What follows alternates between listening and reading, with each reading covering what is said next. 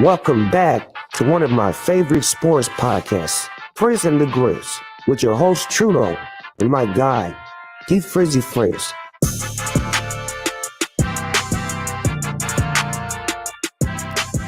Welcome back to the Frizz and the Grizz podcast, endorsed by Snoop Doggy Dogg himself.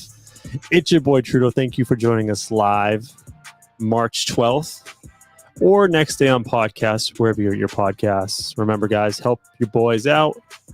Rate, subscribe, review, do all those fun things for us. Lots of stuff to get into today. Huge news in the NFL. Obviously, we have free agency, we have trades, all sorts of transactions. We'll get to that. We have some updates in basketball. Very fun versus 5 today. Bring it back to the good old days when you were a kid in the 90s. But first, D, what it do? What it do, baby? Happy Tuesday. Welcome back to those that are listening and watching. You definitely threw me a curveball. Wasn't expecting to hear Snoop, so I like it. Producer, the Grizz over there. So that was cool. That was dope, man. Good little kickoff for the day. Did you like the surprise of Snoop Doggy Dogg?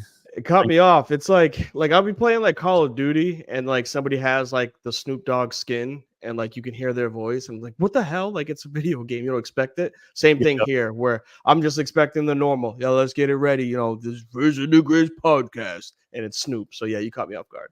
Dog, technology's wild. That's all I'm gonna say. Technology's wild. How was your week, buddy? Week's been good, man. Week has been good. Definitely a relaxing weekend. It rained on Saturday and a little bit of Sunday, so we kind of just chilled. But big news for those that are living in the Carolinas. They got betting here now. They've kicked that off.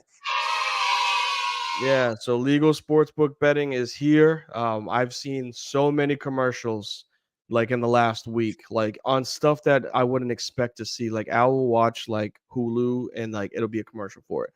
And then she'll watch another app and there'll be a commercial for it. Oh, yeah. Everything's streamed and it's just like Live Bet Sporting is coming to North Carolina. And then yesterday it was just like all over the place. Like, why is this? I wake up this morning and it's like, oh, it's because it's here now. Yeah, when that happened in Massachusetts, we can get live sports betting. Originally, the first month, I'd say you just get inundated with DraftKings, FanDuel ads. Eventually, it goes away. We've had it here for a year now, and I don't see a single ad. The only time I see FanDuel is when you watch a basketball game. It's just pasted all over the court.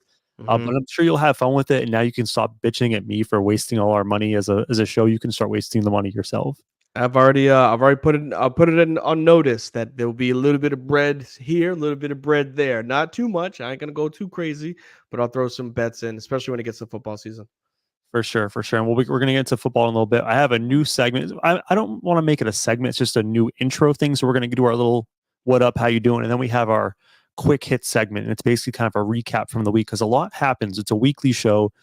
We are very focused on segments and big picture things. We don't get to touch on each individual storyline from the week. So this is an opportunity for us as a show to kind of highlight some of the things that we've missed over the past week. And we can maybe discuss anything that's of interest. Hopefully I don't fuck this up. I'm trying to do like a news anchor, so we'll see how this goes. Are you ready? Let's get it. Let's catch up on some of the sports headlines from the week. It's time for quick hits with my boy Trudeau. All right, a big week in NBA for injuries, unfortunately. Karl Anthony Towns, torn meniscus, done for the season. Tyrese Maxey out with a concussion, back today though, which is nice. Steph Curry, without him, the Warriors are floundering. Bad ankle injury, hoping to be back on Saturday. Benedict Mathurin for the Indiana Pacers, a really key role player, six-man candidate, out for the season, shoulder injury. Donovan Mitchell still out with a PRP, injections in his knees, timetable unknown. And of course, our yearly occurrence, Ben Simmons, out again. Nuggets beat the Celtics in a highly anticipated matchup. Tatum flops, misses a big three to end the game. 15 points. What a bummer. We saw one of the lowest scoring games in 8 years this week as the Knicks lose to the 76ers. 79-73. Yeah, that's a college score. I cannot believe it.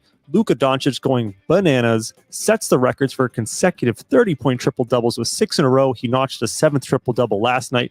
Rudy Gobert doing Rudy Gobert things, claiming that the NBA is fixed, giving the money, the Johnny Manziel symbol to the referees, fined $100,000. U.S. women's soccer team won the Gold Cup. Congrats, ladies. They beat Brazil 1-0 in the final, and a kerfuffle between South Carolina and LSU in the SEC championship game. Look at that timing on that. Good stuff. How'd you put this together by yourself? Or you use the old, Google Chat GPT?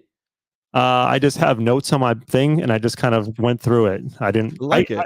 I swear to God, if I had to read a teleprompter, I would be a complete disaster. I can't read, so I just have bullet points, and just took notes throughout the week. So any of those, storylines that we're not going to touch on today interest you?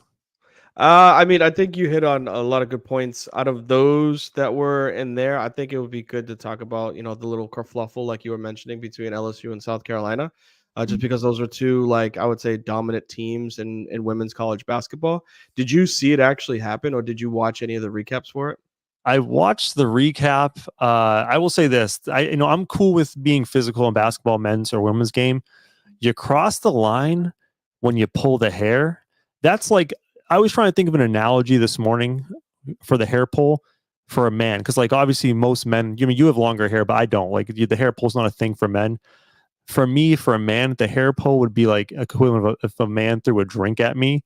It's just like you have to fight at that. Like you have to fight. There's no going back. So for a woman, you pull someone else's hair, like there's nowhere else to go but fighting. I feel if you're gonna go that route, though, that's involving another object. So I wouldn't even say that, because obviously anybody gets a drink thrown at them, they're gonna, want to throw hands.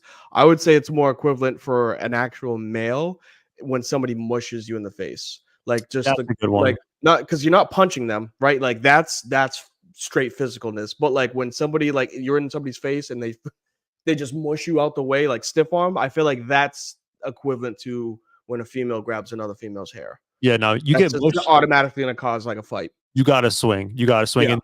And that was a crazy game because South Carolina was undefeated to that point. They ended by pulling it out. Great games. I think there was a player to seal the game for South Carolina who hadn't hit a 3-pointer all year. Dagger 3 to put the game away. Players ejected left and right. Did you hear what Kim Mulkey, the coach of South Carolina or LSU, had to say after the game? Because I have the sound right here. Yeah, if you want to play it, I know exactly what it is, but yeah, definitely play it. It's ugly. It's not good. No one wants to be a part of that. No one wants to see that ugliness. But I can tell you this. I wish she would have pushed Angel Reese. I like the contrasting opinions of the coaches. I apologize for not knowing the name of the South Carolina head coach. He's obviously a phenomenal coach. She took the approach of like, hey, this is not appropriate in any situation. We need to handle ourselves like professionals. And Kim Mulkey's like, hey, why don't you try Angel Reese, see what happens? Like, God damn, man.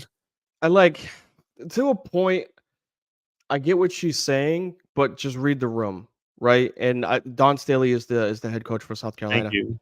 The way that she went about it was completely different, where she was just like, I had seniors last year that I don't have this year that were able to get us away from situations like this. My team this year is a lot younger. I won't say that they're I won't say that they're not mature, but you had different leaders than we did last year where this type of thing wouldn't have happened. So like that's on me as a coach. And like that's one, taking accountability and responsibility for the actions of their team. And then the other one that's like stoking the fire. Where like I don't know if you saw it, like Angel Reese tweaked her ankle, or she got injured right before it happened. And like when the bench is cleared, she walked the other way and like went to sit on the bench. And like it's like both sides where it's like one person's like, oh, Angel Reese, you ain't there like swinging with your team. But then if she does go out there and swing with her team, it's why you being a thug? You know what I mean? It's like you can't win. So when your coach involves you with something that you literally don't need to be involved with, like I wish you would go and swing on Angel Reese. And Angel's like, yo, like I'm just chilling. Like you don't gotta put me in this. Just say like you pick on somebody your own size. Like say something like that.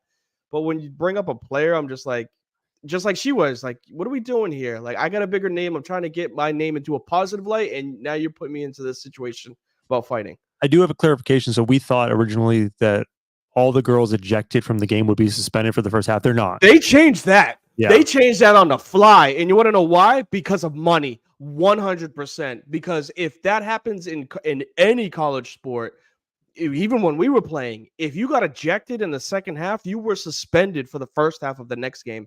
That's in college football. That's in college basketball. But they were like, South Carolina's the number 1 team in the country.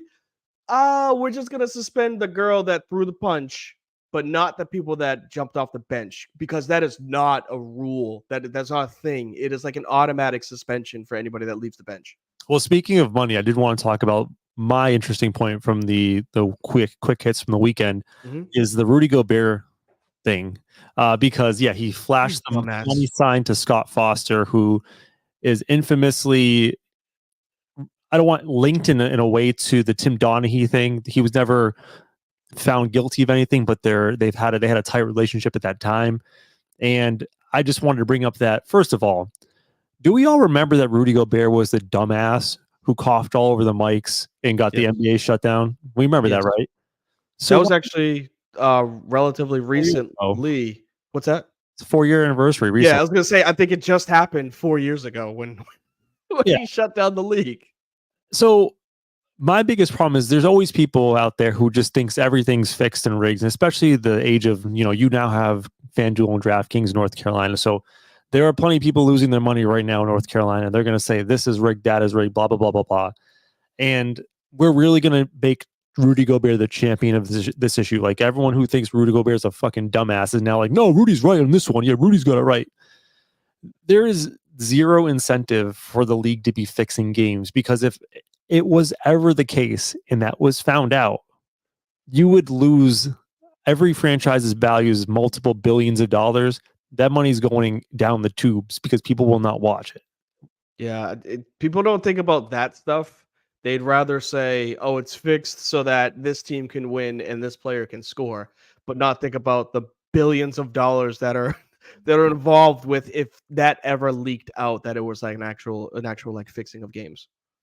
Yeah. And people were also complaining that the $100,000 is a huge fine because we had Draymond Green choke Rudy Gobert out earlier in the season, got $25,000. $100,000 is 4 times that. This isn't actually the first time that Rudy's done this with complaining about referees fixing games. This is a multiple thing with Rudy. And listen, I understand them bringing the hammer down because number one priority for the league is to protect league integrity.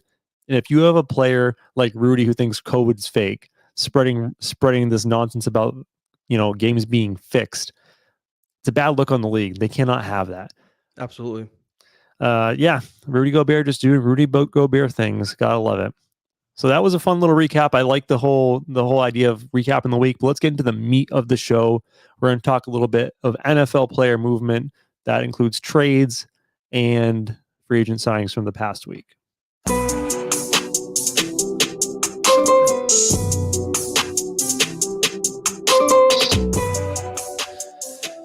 D, I'll let you kind of take us where you want to go with this one because you are the NFL guru here.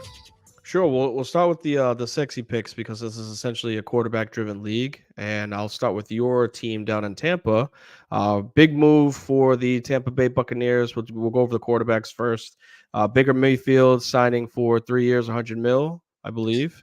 Yeah, it's 3 years, $100 million. It can get up to 115 with incentives. I did hear something that only $50 million of it is actually guaranteed. I don't think the third year is guaranteed. So it's one of those Derek Carr sorts of deals where you can cut him at the last year. Yeah, smart move on my end. I would say you get your quarterback that, the window is open. Like I think I mentioned it to you, I don't believe the Buccaneers are a Super Bowl contending team, but you win your division and you get a chance. And with the re-signing of Baker, the defense that we know is pretty good, obviously. They locked down Mike Evans for his career. Like, he's not going anywhere, which is really good. You got a couple of guys that are coming back from injury. I think that team is going to make a push or a run for being not a, contender, but a sleeper in the NFC for next year. So good signing for the Bucs. Yeah, I mean, I don't love it. I don't hate it. I think it's a good move because I'm one of the opinion that loyalty is important, first of all. And secondly, like, you're not giving him 4 years and 100 guaranteed. It's a contract where you'll ride it out for a year or two, see where it takes you. If it doesn't work out, you can start over. What are their options realistically this year if they didn't re-sign Baker? They could retread with another reclamation project, maybe get like a Sam Darnold, someone cheap that maybe you think you can reclaim from the ashes. You're not drafting high enough in the draft to get anyone of consequence, so why not at least run it back this year? And if it goes poorly next year or this year and you end up with a top 7-10 pick, maybe you can then draft your replacement quarterback there. I don't think it's a bad move, especially with some of the guys like Mike Evans where you can compete. The one thing as a Bucs fan that I'm worried about, though, is we know Baker's had a checkered history. Ever since he's left Cleveland, it's been up and down. And I'm going to blank on the name. Maybe you can look it up for me. The Carolina Panthers just hired the Bucs offensive coordinator from last year. And my concern is that you're going to get a new coordinator, potentially a new system. How is that going to affect Baker? Because it seems like whatever they're doing last year was was perfect for him. And if you're going to change all these things up and pay this man all this money, you're ripping out the supporting cast as far as the system. Is he going to be the same guy that you saw last year? You have the name for me? Brad Itzak. That's a tough one to pronounce. Are you sure that's the dude? It says the Panthers offensive coordinator hiring Brad Itzak as their. Oh, it's their head coach. Oh, that's their head coach. No, their new head coach is it's Dave Canales. Yeah, that's their head coach. Yeah, that's who they just hired from the Bucks. He was. Gotcha. I got you. I thought you meant they changed offensive coordinators. My apologies. Yep. No, yeah, the Bucks OC got taken as the Panthers head coach. So we'll see. I don't hate it. It keeps them competitive, and the division, like you said, is pretty weak. At the end of the day, that's probably the best move is to have a quarterback because in the weak division, it definitely got stronger. Probably the biggest signing of the off season so far, and that's Kirk Cousins going to Atlanta, another NFC South move, in which that team just got exponentially better. Yeah, And I know that Kirk's coming off of an injury. Obviously, the Achilles is not easy. He's not a mobile quarterback, so I feel as though as long as he can move side to side, he'll be straight. But those offensive weapons that he has is incredible. He's going to have Drake London on the outside. He's going to have Kyle Pitts, which we've seen T.J. Hawkinson thrive, in a Kirk Cousins offensive system, and he's a pretty good tight end. Obviously, he's doing his work in Detroit now. But Hawkinson was a big name when he was in Minnesota with Kirk Cousins, and same thing with Drake London being on the outside. You got Bijan Robinson, who is a dual threat running back, like he's a in between the tackles, outside and a pass catcher, right? Like a Dalvin Cook ish. And I'm not saying that Justin Jefferson and Dalvin Cook are like at the top level of running back wide receiver combo. And Drake and Robinson are here, but these guys are young, right? And not to say Justin Jefferson isn't young, but like you have now a quarterback that can help get the, I would say, potential out of these three players. So I think it's a really good signing for Atlanta. Sucks being a Saints fan and seeing this shit happen, but it's a really good signing for me. Yeah, I don't know what the contract numbers is in Kirk Cousins, but it does remind me of a lot of the Vikings, where we all know Kirk Cousins is the Kirk Cousins tier quarterback. He's the ultimate Kirk Cousins tier quarterback. And if you don't know what it means, look it up. But he does thrive when he has skill position players around him. And, the Falcons, as far as their makeup, does remind me a lot of the Vikings. Like just good wide receivers, good running backs, good tight ends. And those Vikings teams with Kirk Cousins were consistently 10 wins, sometimes 11 wins. And that's easily good enough to win the NFC South.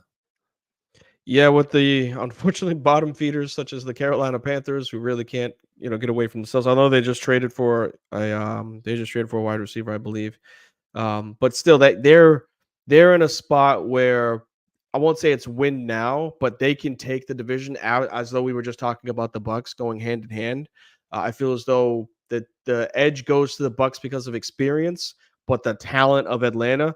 We've been saying it. They're a quarterback away, and they got the quarterback. So like this, you could see a substantial run. Although they did lose a corner, which was alongside, I think it was not AJ Terrell, but there was another corner that they had that was actually really good too.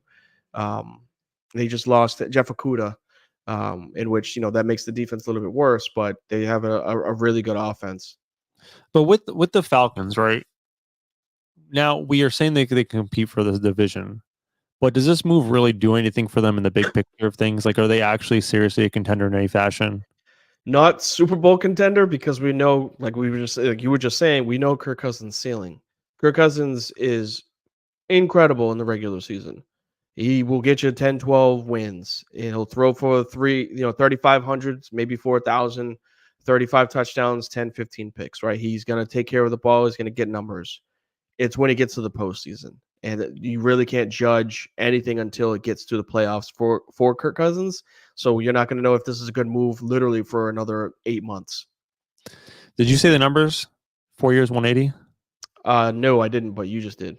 Yeah, I didn't know. I didn't want to repeat you. If I did, I apologize. But yeah, I mean, it's hard to. I'm sure Falcons fans are happy today, right? Especially for a franchise that's been pretty sad since their Super Bowl run. But if you're if your big picture is Super Bowl, I think you're fooling yourself because Kirk Cousins isn't that guy. They're going to have some fun seasons, though. It's going to be fun. It's going to look a lot better than it has been. It's not going to be a joke and a laughing stock. I think now the Falcons are what we thought the Saints would be last year, like a good, solid team who could win the division, give a really tough fight in the first round, and maybe the ceiling of the Saints last year and the Falcons this year, I believe, is like the absolute pinnacle ceilings make into a championship game. But I don't think they get any further under any circumstances. Yeah, and the thing is, if you win your division, is just how it is in football. You host a home football game, which anything can happen. Like we've seen teams that had a better record than the home team, but lose because the home field advantage. Like that's huge just for being a division winner. So, not to say that they're again a Super Bowl contender, but I think it makes them a stronger team in the NFC because of it. Can I ask you a hypothetical? Yeah. All right. So would you rather have Kirk Cousins 4 years, $180 million at his age and his injury? Or would you rather trade away your second in 5th round pick this year, get Justin Fields, re-sign him for 3 years, $110 million? Kirk Cousins. Really? Just because he's a finished product. Not that I love Justin Fields and what he can potentially spark to be, but I know what Kirk Cousins is, and maybe just a little tweak here and there. Team, I would say, movement wise, get some more defenders for him because he's going to put up some numbers. Get some more defenders to try to help mitigate his playoff like failures. That's a little bit easier than hoping Justin Fields can become a superstar. See, I actually would go the opposite way on that. I would rather have the unknown product in Justin Fields where I think maybe if all things go right, I can maybe get through that ceiling and go even higher than Kirk Cousins. I mean, Kirk's 35 years old. You're signing him until he's 39. And we already said back and forth to each other, like, we don't think they're a serious Super Bowl contender. So you're signing up for 4 years of being okay versus maybe roll the dice on Fields. And if it doesn't work out, great, we just move on. But if it works out, then hey, we got a young quarterback who we can compete with for 5-10 years. Nothing wrong with that.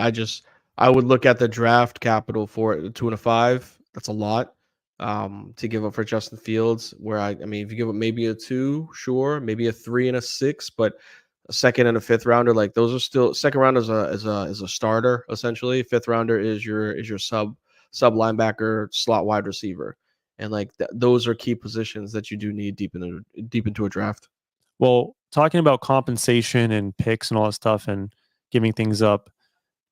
We had Russell Wilson on the Broncos. They gave up everything for him, contract, picks.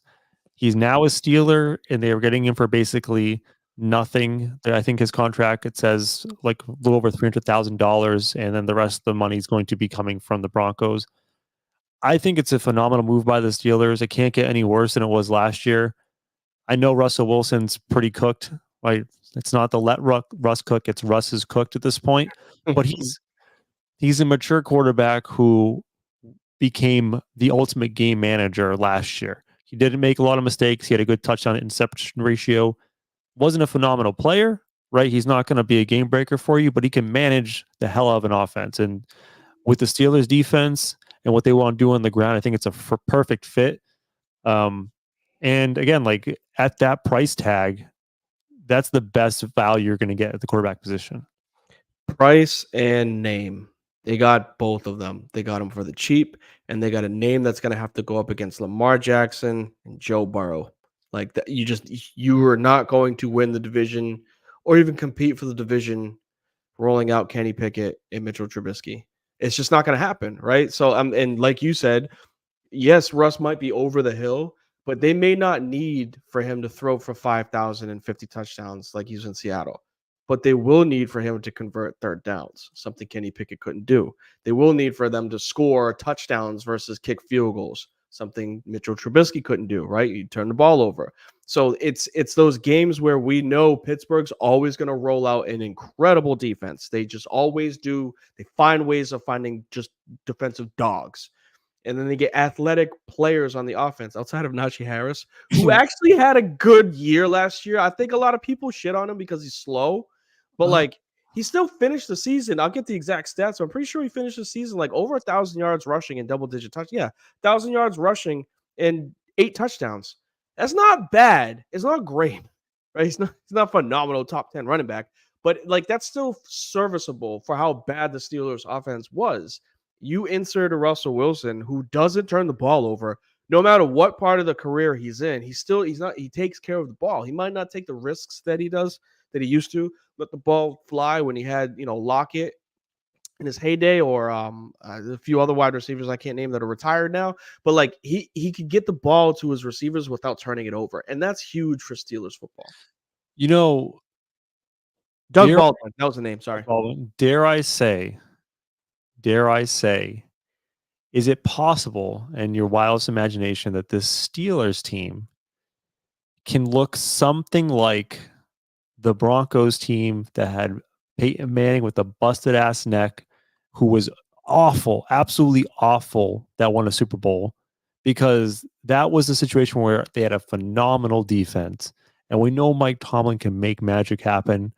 They had a phenomenal defense back in the Broncos, and Peyton Manning just noodle-armed his way to a Super Bowl victory. Like, is it possible at all for Russell Wilson to do something like this with the Steelers team?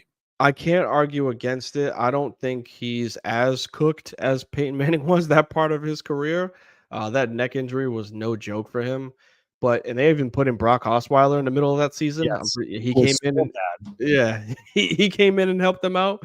But I would see it as he could be the guy that helps them win games that they couldn't win last year, and they were 9-8. So think about that, right? Like that is, if they finish 9-8 and they got a quarterback that can squeeze out 2 or 3 wins, you're looking at an 11-12 win team. That's serviceable, and no matter how you slice it, you don't want to play the Steelers in the playoffs.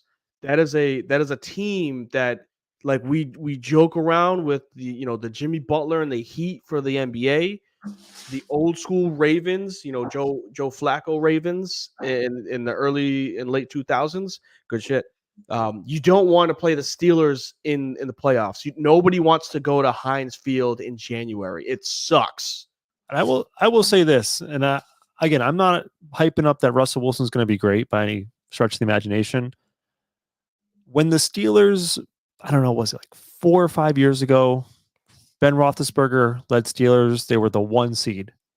And Ben Roethlisberger was trash that year too. Mm-hmm. Tomlin just has a way of squeezing out wins, and just having okay-ish quarterback play can go a long way for the Steelers. So I think it's a phenomenal ad for the Steelers.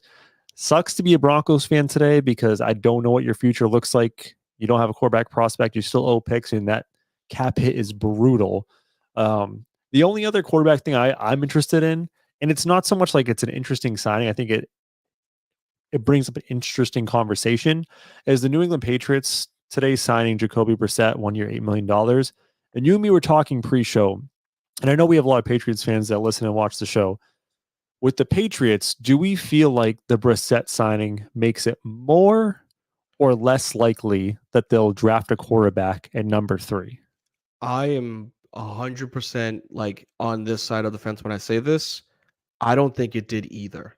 Like, I don't think it got them closer to drafting a quarterback, and I also don't think it got them closer to not drafting a quarterback. I think they're keeping this to the chest, but you look at it and you're just like, there's so many holes that you said this pre-show. There's so many holes that they have as a team. Do you get your guy and then try to fill in pieces around him, or do you trade out of that, get more picks? Jacoby Brissett is your starter. Maybe find a day 2 quarterback and it becomes a project, and then hope he pans out. I honestly have no idea. I think that people will say, well, he's just there so he can help the other guy. Not necessarily. Like, the Patriots haven't been known to just have a quarterback that just wants to help the next guy in. Like, Bledsoe didn't want to help Brady. Brady didn't want to help somebody, whether it was Garoppolo or anybody else. It just doesn't happen. But because of this signing with a quarterback who's not bad, Jacoby Brissett played pretty well. I honestly don't think this changed anything with my thought of like, oh yeah, they're definitely going quarterback, or oh no, they're not going quarterback. They're going to trade. I think personally, this makes the Patriots more likely to draft a quarterback in Jaden Daniels in number 3. I think Jacoby Brissett. Drake May. Jaden Daniels ain't going to last at number 3. Get out of here. I've seen many mock drafts with Jaden Daniels to the Patriots. And my thing is like Jacoby Brissett, I think he can still play. He's a very good quarterback. Not top tier, but he's a solid quarterback, and he's been around the league a long time at this point. He's sat on the bench behind guys being the backup for a couple of years now.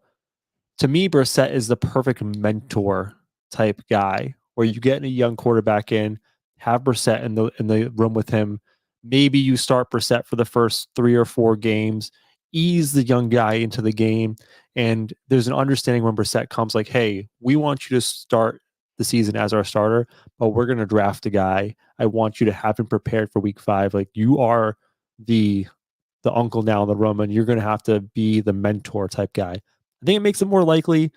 It makes me feel like it's going to be Jaden Daniels at number 3. But I also don't blame the Patriots if they want to trade back, because again, there's so many holes that they have to fill. But the one thing to say about that on the flip side, you don't get many opportunities to draft this high. The Patriots were awful last year. They were only 1 or 2 losses away from being the 6th or 7th pick and being able to draft no quarterback. So when you have a bite at the apple, you have to take it. That's a cool little analogy you just used right there. Yeah, like I said, I want them to go quarterback because I think that helps reset your franchise. It gives Jerod Mayo as the head coach there, right? Yep. It gives him his guy for the 4 or 5 years that you typically try to give a head coach, obviously, for it to work out. But if they don't go quarterback, you're searching for it next year.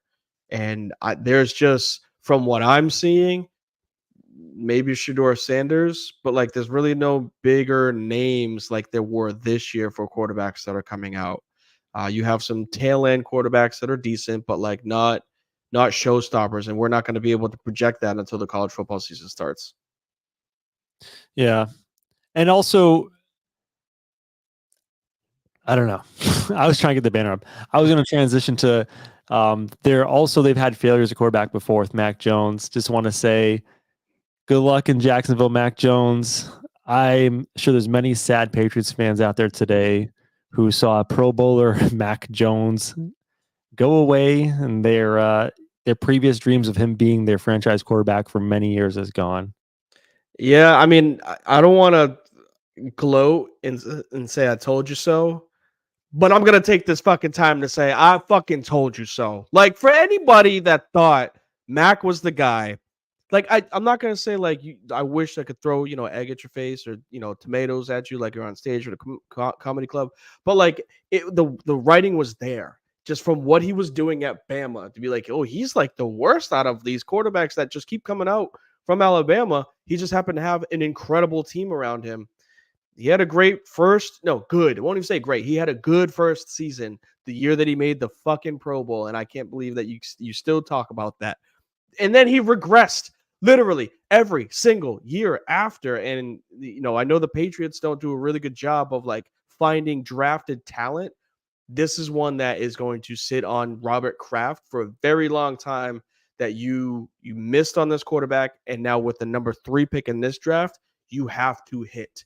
Because if you don't, a lot of that legacy that you had bringing in is going to be catered more towards what Brady was able to do for your organization versus what Bill and what Robert Kraft were able to do. Because it's just becoming worse and worse the farther along that this team gets worse, I would say, as Brady is gone. Do you want to get into the fun part of this show? Talk about the running back movement, because yes, sir. This is like a record to me. I don't know what the actual record is, but this for a single position group, this is like the record amount of movement from team to team. I'm seeing guys get picked up from one team, cutting their running back goes to another team. I was telling you offline in a text string, I just think it's the nature of the running back position. We view these guys as so disposable that no one wants to re-sign their guy. They'd rather get someone else and bring them in. And the funny thing about that is I feel like there are teams dropping their own guy and bringing someone in for either more money than they would re-sign or the same. No loyalty at the running back position. Tell me which running back move the needle for you. Hands down, just because it's the most recent, I think Henry going to Baltimore. I Mm. think that changes the game for how you can play against Lamar Jackson in the red zone. Less likely for you to just load. You have to figure out what you want to do. Do you load the box and try to stop the two-headed monster between Henry and Lamar Jackson? Or do you allow it to be single coverage on the outside with Zay Flowers? And they'll most likely pick up another wide receiver. Beckham's, on the tail end of his career, but Mark Andrews is coming back. That's a scary lineup right there. That's a video game type of backfield where you have one fast and one brute, and it's like pick your poison. I'm not thinking that they're going to run the read option. They're just going to line up an eye and run it down your throat. So out of all of the movement when it comes to running back, I think Henry going to Baltimore is huge, especially in that division. Yeah, I'm just looking at the list now. I feel like that one probably moves the needle for me the most as well. I agree with that. I mean, they go from having J.K. Dobbins, who was perennially hurt, and Gus Edwards, who probably took the most carries, to now Derrick Henry. And to me, what Gus Edwards is a plodding power back. And now you're upgrading from one plodding power back to like the ultimate power back. The one thing I do question is like you're losing a little bit pass catching out of the backfield. He's not known as a pass catcher, but I'm sure they'll be fine in that fast of the game. And the contract's pretty good. I have the number in front of me right here. I think it's 2 years. Let's see. 2 years, $16 million. That's not too bad. The one that I didn't get, and I think we're going to disagree a lot on this one, I was not super high on the Saquon Barkley signing by the Philadelphia Eagles. 3 years, $37.75 million contract. D, you said you were pro this move. You sell me on why it's a good move for the Eagles. It's just a bit over the tag if you were to tag him for 3 years, which was what New York did for 1 year when he was trying to just ask for 14. Give me 14 and I'll be happy. And he didn't get 14 in Philly. He got 12 and a half, right? The 12 and a half with like some incentives that averages it out to that 37 for 3 years. So they got him for cheaper than what he was asking for. They got a younger, more explosive running back than anything that they've had. They had DeAndre Swift, obviously, in the past, but they also had, Chris Gainwell that helped them in their Super Bowl run a couple of years ago. And you have a multifaceted pass catching and in between outside the tackles running back to help Jalen Hurts. You continue with the AJ Brown on the outside. I can't remember who their secondary wide receiver is, but you have tools that will allow Jalen Hurts to get back to just running the ball, not being a running back, but running the ball between the tackles, which is going to help them explosiveness on the outside. We know they lost an offensive lineman, obviously, in Jason Kelce, but I'm sure they'll find one there. As long as Nick Sirianni can use the explosiveness of Saquon, who had a great season last year on a shitty team, I think this is an incredible signing for them, even based off of money, not even just the value they get from him. I think you were looking for Devonta Smith there for the other wide receiver. I'm less bullish on this move by the Eagles for this reason. One of their strengths last year was their run game. Like DeAndre Swift was very good for them. They had other guys like Gainwell, Boston they could rely on as well. You're allocating resources, $10 million a year plus, to a position that you don't really need to upgrade. Like, great, you're getting the luxury car. You're basically upgrading from, I don't know, like a Ford Explorer to a Mercedes or a Cadillac Escalade, right? And that's cool, but you're also, your shack in the back is falling apart. You need to fix, and that's their defense. So my problem is that they're spending money on position groups that they don't really need to spend money on. I watched that Bucs game in the playoffs when they lost to the Buccaneers. Their problem was their secondary. They were getting torched by the Bucs wide receivers and Baker Mayfield.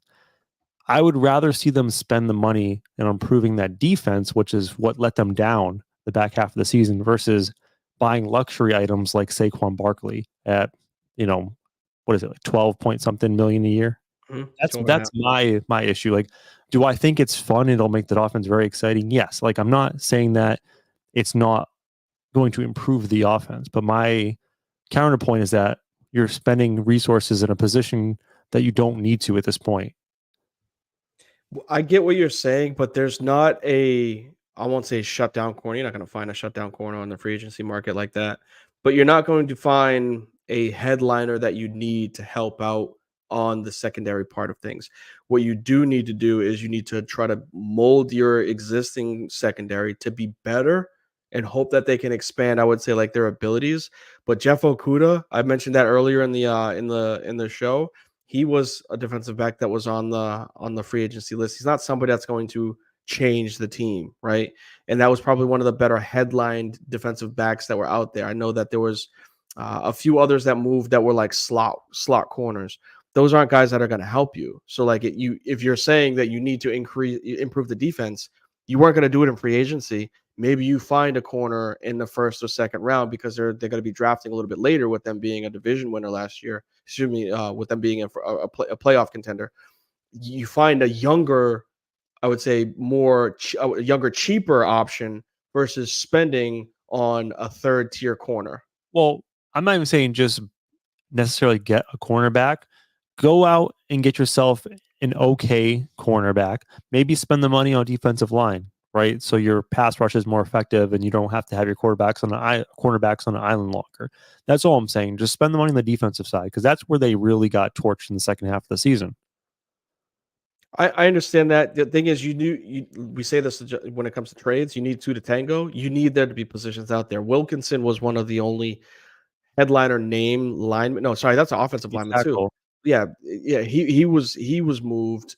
I know they lost Fletcher Cox. Fletcher Cox just retired, so that's a huge hit. But they also drafted, the lineman out of Georgia last year, which I'm sure if he's able to get back to playing the way that we all think he's able to play, like they'll be fine on the defensive line. I think they just had a bad season or bad second half of the season. It wasn't even like a full season. It was just a bad second half. Yeah, I'm trying to look at the list of edge rushers that look like they would be in that price range. I guess not a ton of great options. They got Bryce Huff. So they did add an edge rusher, Bryce Huff. So I don't know if they have the extra money to spend, good for them. I'm not like familiar with their cap situation. So if it didn't bother them at all, go for it. But I'm just wanting to say, like, you need to address that defense first and foremost. Just a couple of running back names that just made me sad because there was a couple signings that just made me sad. Austin Eckler going to the Commanders just made me sad. Yeah, so much for fantasy value for him. That's tough. He was being a goat for a fantasy football points, and now he's going to be probably a round 2 or 3 pick for people. He was just so much fun to watch in LA, and 2 years, $11 million, and the Commanders are going to be bad. Mm-hmm. So, Tony Pollard, I thought like the Dallas thing was going well for him. He looked like he was going to carve out a star role for him previous to last year, but it just didn't happen. And goes to Tennessee again. It's just a place where I don't expect to see much out of Tennessee. I think they're going to run him to the ground and it's not going to end well. So those are just some names just made me sad because it's just guys who had a very prestigious name last year who are going to positions that just don't feel like they're going to pan out well for them long term. It's just the spot where we'll say that their career dies, but essentially we're going to forget about an Austin Eckler and we're going to 100% forget about, Tony Pollard playing for the Titans, buried in the 1:00 window when everybody's getting back, from the grocery store. Like nobody's going to be really watching those Titans games.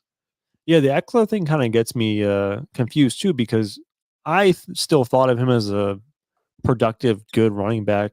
He's a big name, I guess. He's getting a little under $6 million a year. I would have thought he would have demanded a higher price tag. And then the other sad one is just Josh Jacobs going to the Packers. Not sad for Josh Jacobs. Good for him getting the bag, 4 years, $48 million. But just sad for AJ Dillon. And was that their starting running back? Yeah, AJ Dillon was. Yeah. Well, it was Aaron Jones. I meant Aaron Jones. Thank you. He got cut after that. They legit were like, hey, well, we're going to bring in Josh Jacobs, a younger version of you. So bye. So they cut him. AJ Dillon still, Quadzilla, he's still there. They'll run a two-man game. in the backfield. And just to touch on the Eckler thing, he did what he could, but I think because of his injury at the beginning of the season, I think that put a damper on him re-signing. Him missing I think it was 4 out of 5 games to start the season was tough. And then not to say that you can rely on a Joshua Kelly, but we all know once you get hurt at the running back position, your team is going to look elsewhere. And the person that was against the grain with fighting for that was a Saquon Barkley, where he was like, look, I tore my ACL, but I'm going to come back and be better. Austin Eckler came back and he wasn't really the same. And I know it was the same, the same season, but I think that hurt his free agency numbers this year. Yeah, Kelly was bad. I wouldn't be surprised if he tried to fill it in with a draft pick this year. Go younger. Well, they had the Spiller, Isaiah Spiller. He was their rookie running back last year, not the most recent season, the season prior to that, 2022, 2023. He was the guy that they drafted pretty high, actually. I would imagine he starts to get some. Yeah, he was a round 4 pick for a running back out of Texas A&M, and that's high for a running back if you're not gonna just have him be a spill guy. I just remembered before the show, I was thinking about why Patriots fans are obnoxious, and I remember the quote now, and I'll get to it in a second. Okay. Oh boy, here we go. So wide receivers, not super exciting in my opinion, just because there's a lot of guys who re-sign, which shows you the value of wide receivers. Mike Pittman Jr., 3 years, 70, re-signing with the Colts. Mike Evans re-signing with the Bucks, 2 years, 41, not bad. Not a lot of other big names out there. Marquise Brown, Calvin Ridley still unsigned.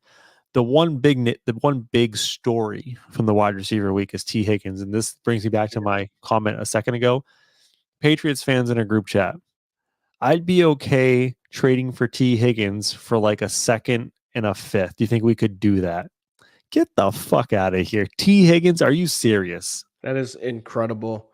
Again, it's you devalue somebody to make it seem like it's okay. This man is a wide receiver 1. He is legit a wide receiver 1. They just happen to have Jamar Chase on the same team as him. And if you think you're going to get a wide receiver 1 for a second round pick, you're on another level. Like there are people that throw out 7 first round picks for a Russell Wilson. Just remember that. Yeah. So the T. Higgins thing is interesting. They've gave him the franchise tag, the Bengals that is, and he asked for a trade after that. And I understand his frustration.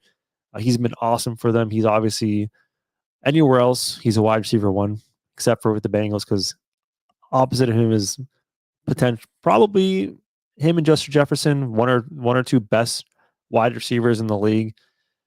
How do you see this ending? Do you think that they will give in and satisfy the trade demand? And if so, what would be the most likely scenario for that? I don't see them trading him this year. I see him holding out. He's on the tag. I see him getting to week 10 when he has to report, so he gets his money. He plays out, and then they lose him in free agency. There's no way. Yeah, you can just let him walk. It's not so much about letting him walk, but teams aren't. What team is going to trade for him right now? Free agency is win. Well, I understand that, but free agency by day 3 is essentially done, right? Like people have their money spent. Once the legal tampering period is over, which once it starts for you to actually sign people, which was yesterday, money's spent.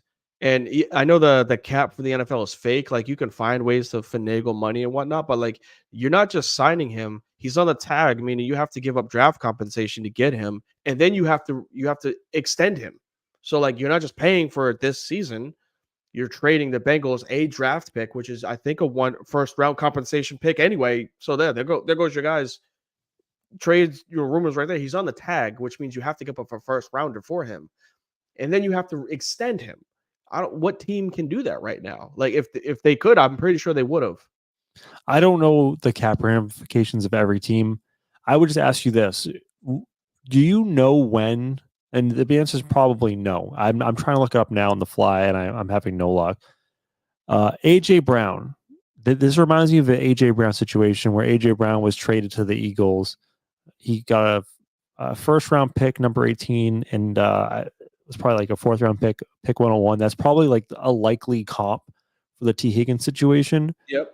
I'm trying to figure out when that trade occurred, because that type of situation makes sense to me as far as a very similar situation happening in the league.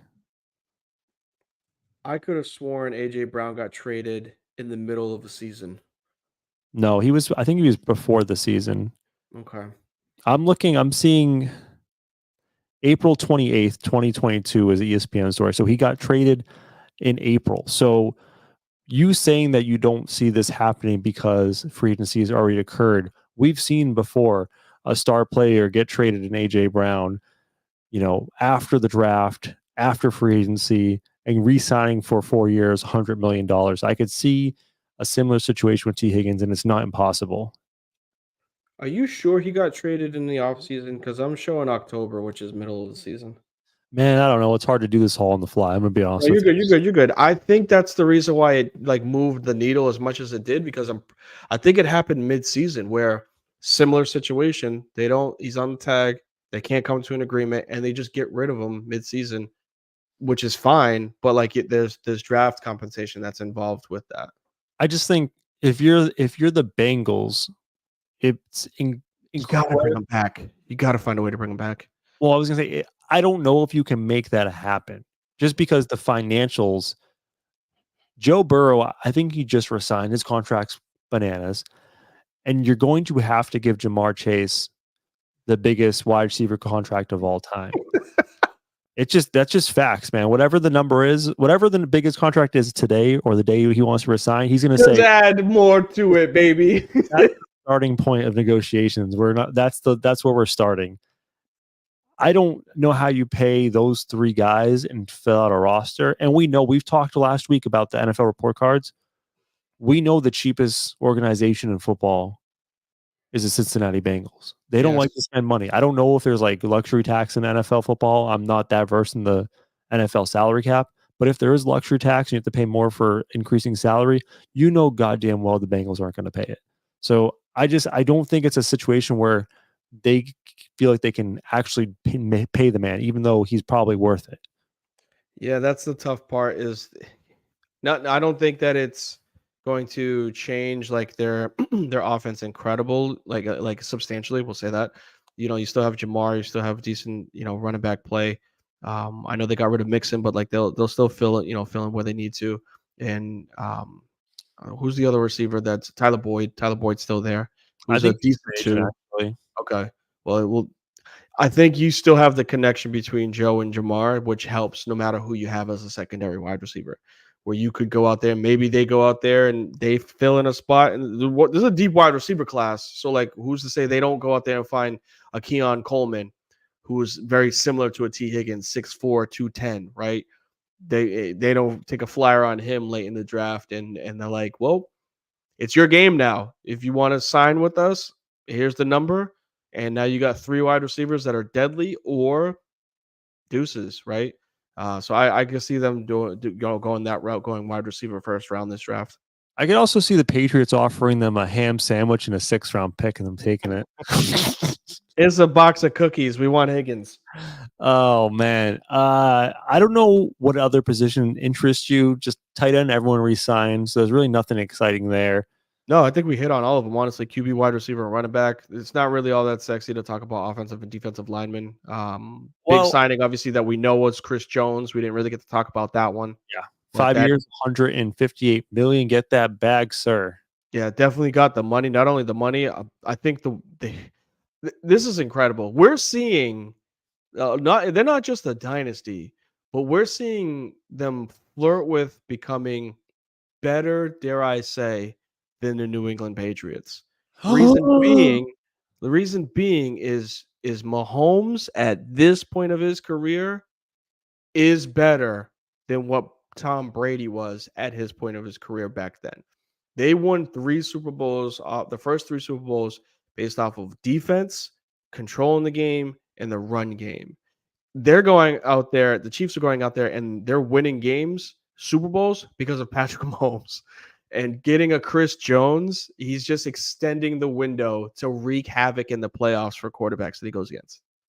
I like the Chris Jones story just because they play hardball with him last year, and he did the right thing by the team. I don't totally agree with the move, but he said, all right, I'll come back. And they're like, all right, prove it. If it works out well, then we'll pay you.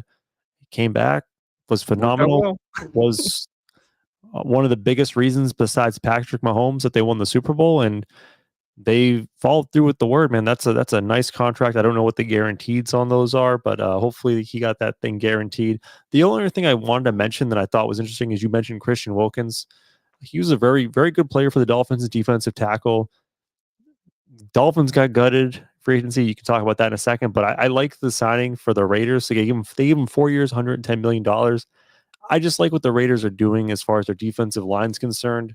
The Raiders were the biggest reason why I kept picking against the Chiefs this year in the playoffs, because I saw the way the Raiders defensive line handled the Chiefs and made them look like the Patriots.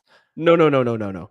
It wasn't the entire Vegas Raiders defensive line. It was Max Crosby. Max Crosby. Yeah. Let's just get it straight. It was Max fucking Crosby causing havoc in the backfield. So yes, that one-man wrecking crew, one of the best defensive linemen in the league, is the reason why that game was like that. My overall point is that they have already a pass rush and a defensive line, and that line can stop the run as well. That can stop the best team in football. And they just added a phenomenal player in Christian Wilkins to that line. So do I think the Vegas is a legitimate team? No. They still have a hell of a lot of issues on the offensive side of the ball. But that defense is going to be a pain in the ass to play against on Sunday. Yeah, I think they're going the route of, look, we can't do much about it when it comes to a quarterback. We tried to with Jimmy Garoppolo, and we're not going to be able to compete with finding a quarterback that's going to be as good as a Patrick Mahomes. So what's the next best thing? Let's try to cause havoc on the defensive side.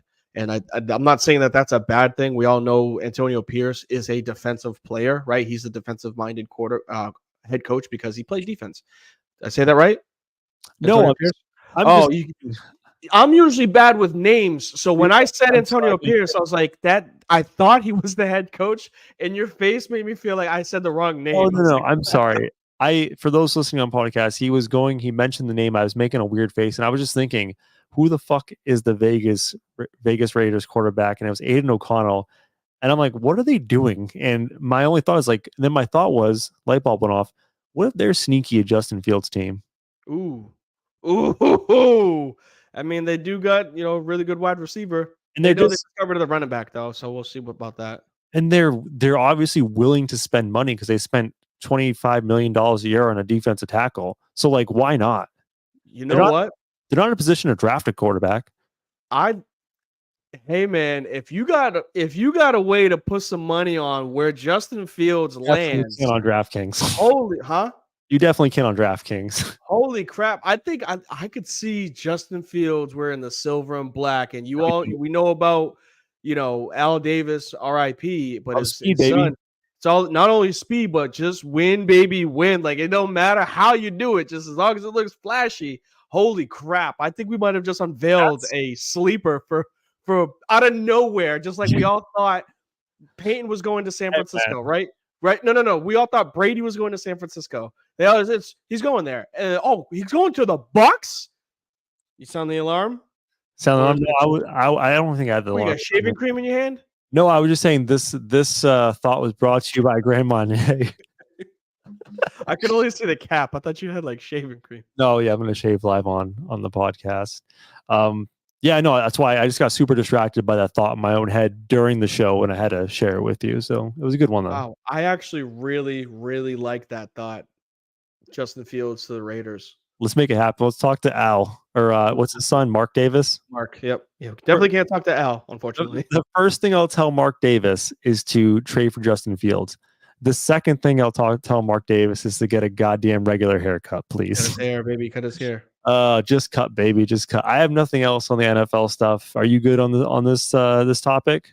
Let's do some Frizz 5 stuff. Oh, I forgot we had Frizz's 5. Holy shit, let's go.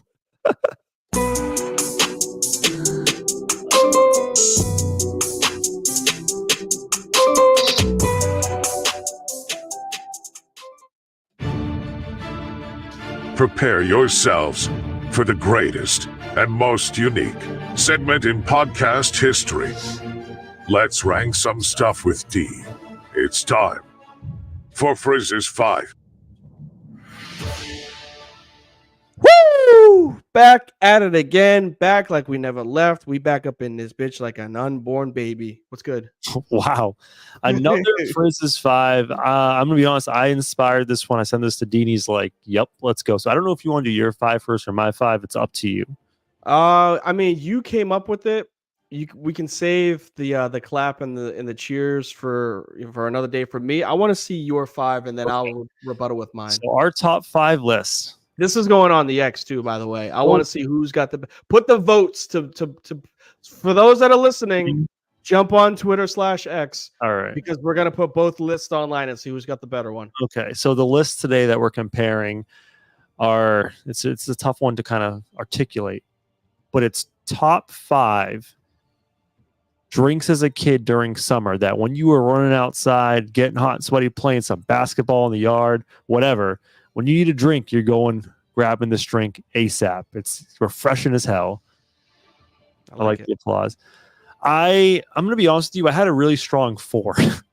The 5th one I kind of struggled on. So I kind of cheated a little bit on the 5th one. Oh my, I didn't use Google for anything. No, I didn't. I already knew. Okay. I cheated because it wasn't not so much a 90s drink, right? There is like an equivalence in the 90s, but this is my go-to like high school drink or like middle school drink and even college. There was nothing better for me, man. I'm playing a game, 2 hours of basketball. I'm sweating. I'm like dying. I'm taking my ass down to Cumberland Farms. I'm grabbing that 99-cent plastic cup and getting some motherfucking Chill Zone. Let's go. Where's my fucking applause? You agree? So I prematurely celebrated because my 5 involves a drink from Cumbies, but it's not a Chill Zone. Oh, really? Yeah. So I'll give you that. That's not a bad one though. I'm not a frozen drink person because I don't know if it's just the way that I drink them, but like they always give me brain freezes. So like from a young age, I've stayed away from ices, Chill Zones, all of that, just because I literally every time I drink one, it like hurts, and I'm like, I'm good. That doesn't satisfy me. And when doing the Chill Zone, if you're a real one, you got to layer that motherfucker. A little bit of multiple flavors. Yep. Red, a little bit of yellow. You got to do it, man. If you don't get your fed, it's not a bad choice. Just again, wouldn't be mine. Number 4, going back to the kids drinks. You remember that little glass Coca-Cola looking like bottle with plastic with a plastic twist off top? You know what I'm talking about? Those Kool-Aid bursts. It's hard to describe. It's like I know what you're talking about. Yes, it had like a U-shaped cap. Yes, you twist it off. I would just give it the bite.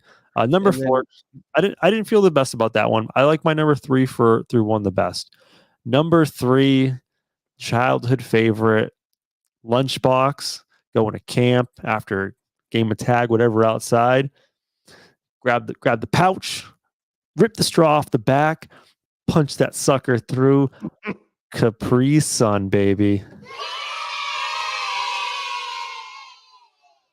I like that. Definitely a great choice. Classic, obviously. It's funny that these aren't really just related to the 90s. It's just what we had as a kid. Yeah. I think when you said 90s, I was like, oh, I don't know if it's just 90s, but like, go ahead.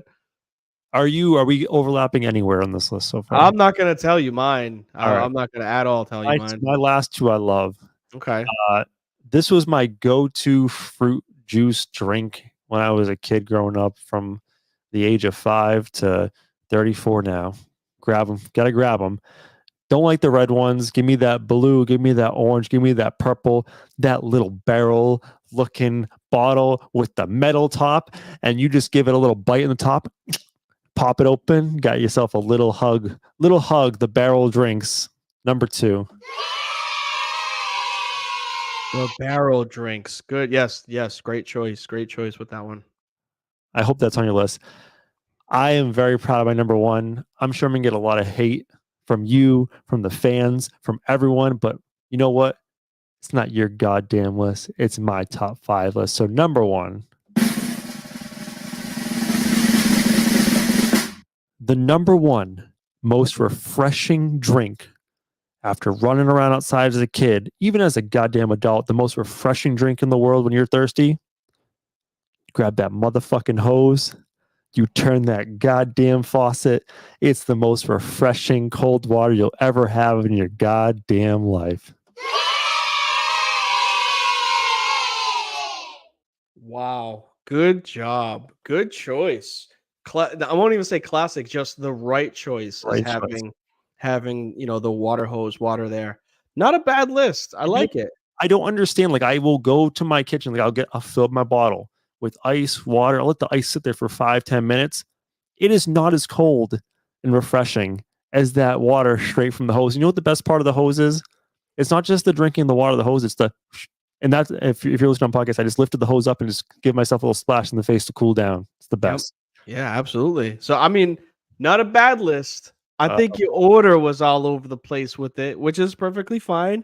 I also think the names that you had was all over the place. So let me go ahead and flip this back and reverse it better for you. So number 5, going from bottom to the top. For me, number 5, you called it, but you named it wrong. It's called a motherfucking Kool-Aid Jammer. So That's the one here's with the the thing. plastic bottle. You twist it, No. you throw it back. Yes. It's not. I Yeah. was sat with my wife and I looked it up. I will Google as you go through your list what a Oh my goodness. Well, Kool-Aid here we go. burst Here's is. another one that you got wrong. You called it the barrel drink. Number 4, it's a teeny. Teeny weenies. Yeah, I know about the teeny. I said called it a- it's actually called the Little Hugs. Yeah, Little Hugs teenies. Yes. So that would be number 4. Doesn't matter the choice, Wait, doesn't I matter the need to color. slow us down for 1 second Yep, because go I need ahead to and get show it. how wrong you are. Google search a Kool-Aid burst. What is that? Oh, is that the drink I absolutely Oh my described? goodness. Yeah. What's the ones on the right? Kool-Aid Jammers. Which right? Yeah, go ahead. You're Oh, whatever. The Yep. bottle say Kool-Aid burst on it. It's the exact thing we're talking about. I Can you don't wanna take hear no? it. Can you Yes. take? I'll you'll- take yeah. How about this? I will Google search, and this is terrible for podcast. I will Google search Kool-Aid Jammers. Looks more like a Capri Sun. That is more like a Capri Sun. You are wrong, sir. Can you just? All right, you got me. You got me. You got me. But yes, it was that drink. That is the one that I would say is definitely deserves to be in the top 5. Number Little 3, though. Hugs Yeah, is teenies. the exact thing. Teenies. Yep, teenies. But I will, to be fair with you though, if I'm gonna be real with you, I called it Little Hugs 'cause I looked it up, but I know it personally as teenies. Yes, thank you. And you called it a little barrel drink. And I was like, Yeah, that's- you know what I was talking about. I know what you meant. But number 3, I know it was your number 1, so I'm glad that you at least had it. It's definitely the Hose water water. hose water. Absolutely. Refreshing as fuck. Yeah, just because there was like obviously when you turn it on, you're just like, I'm just gonna keep drinking. Just keep drinking until you're full and you're like, I can't play sports anymore. Drink too much water. For me, number 2, I thought you were going this route. You could tell the difference between somebody that grew up in the ghetto, somebody that grew up in an area where the Cumbies was actually really nice, not compared to where mine was. But we went there. If we went to Cumbies, it was 99 cents. It was just a gallon of sugar. It was called Arctic Splash. Oh shit. Yes. It was literally orange, blue, green, whatever you drank, whatever you wanted. When you drank it, your shit turned that color. So like if you drank blue, you shit blue. It was terrible for you, obviously, but it was 99 cents. It was just water and blue sugar. That's all it was. So us broke people, we definitely chilled out, Cumberland Farms, pulling up some Arctic Splash. Can I share? I just want to. Is this Share with the group? Is this the Arctic Splash right Yeah, here? it looks like it's just in a milk bottle or milk carton. Yeah, well, that's the sugar for it. Yes, but that's it. I will say this is outside looking in. Can I just mention this real quick that needs some love? One of my favorite drinks still to this day. It's not like a drink I drank as a kid for refreshment, but it's one of the best 99 cents drinks in the world. Arizona iced tea cans, 99 cent delicious. You're out on that. No, I didn't really care for Arizona iced teas. I thought you were gonna go Yoo-Hoos. Yoo-Hoos are great, but that's not really a refreshing drink. I just love that it's like chocolate water. It's not really chocolate milk. But number 1 for me, I don't need the drum roll. Again, I think the order that you had was a little off for me. I'm going Capri Sun as number 1. Capri Sun at the top, bro. Like I think that's the best drink because it pisses you off that it goes quickly.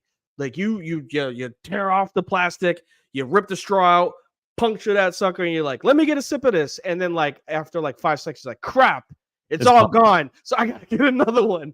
But because it's such a short and sweet style of a drink, it's like that's easily number 1. He gave you superpowers. The commercial literally turned like the Silver Shimmer dude into a superhero. Like he would just be slithering all over the place because he drank a Capri Sun.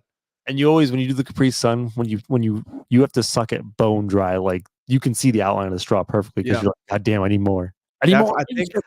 I think the Capri Sun is the reason why I chew on straws because like that's chew on that motherfucker after you were done drinking it. That's a good call. Good top fives. So we overlapped on 4 out of the 5. And Yep. we didn't agree on we're both Cumberland Farms exclusives. Yep. So not a bad list. Good We list. put that online. Trust me, I know my list is better, but yes, definitely put that online. I'm looking to see what the people have to say. Let's get our closing takes and go and get on out of here.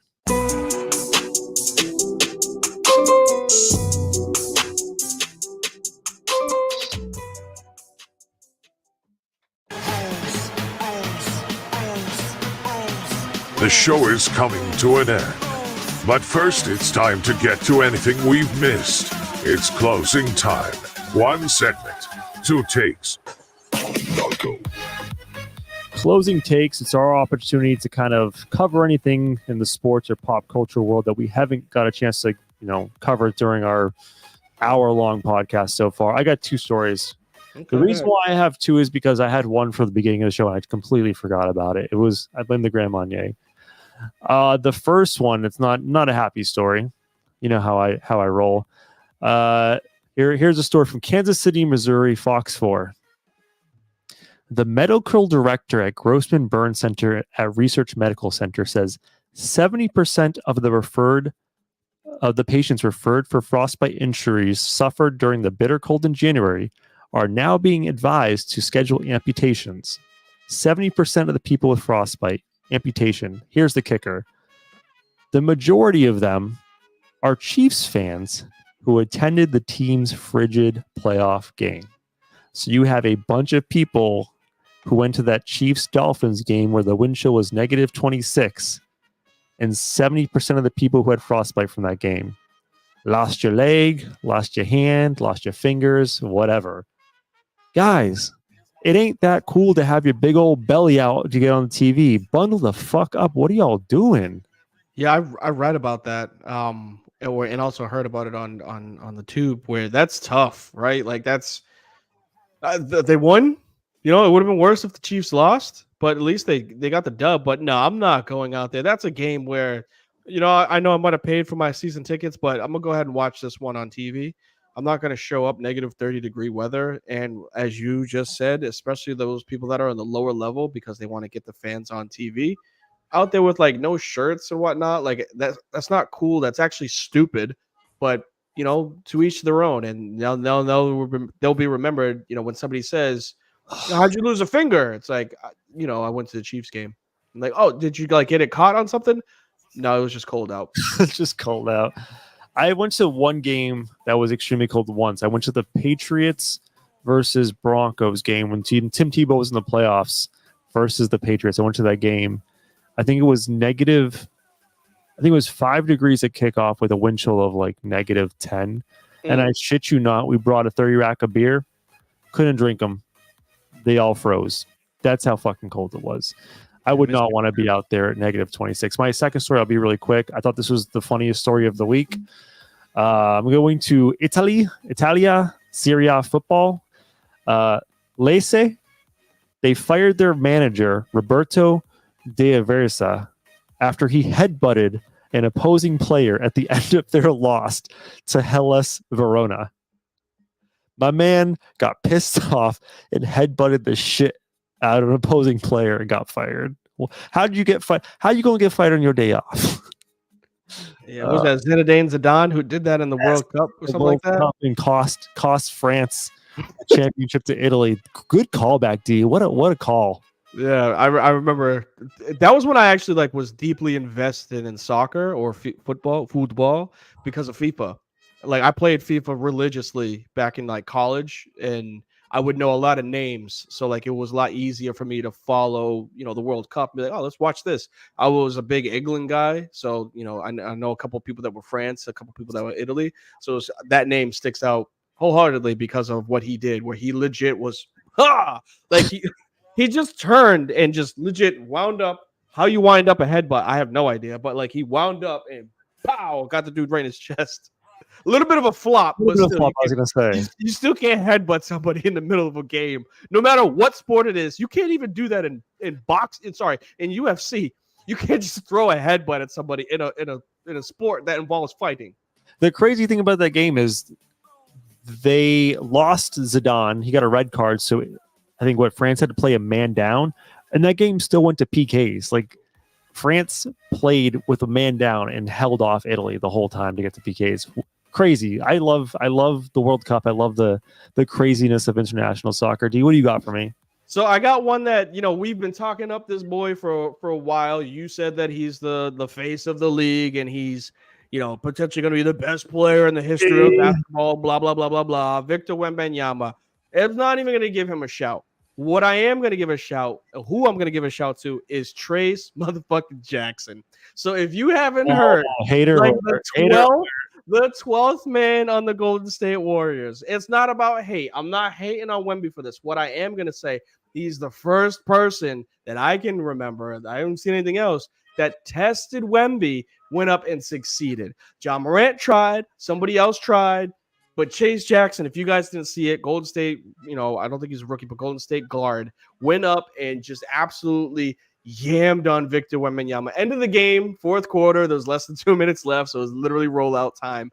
But it was cool. It was just one of those, you don't expect. I think the announcer was like, he took down the entire country of France.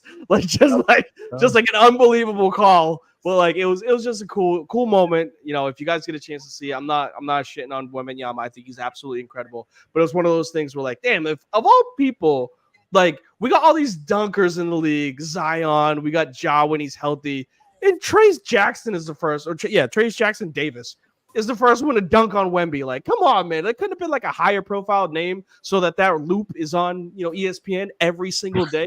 They played it once and they were like, yeah, okay, we don't really know who this guy is, so we can't give him too much airtime.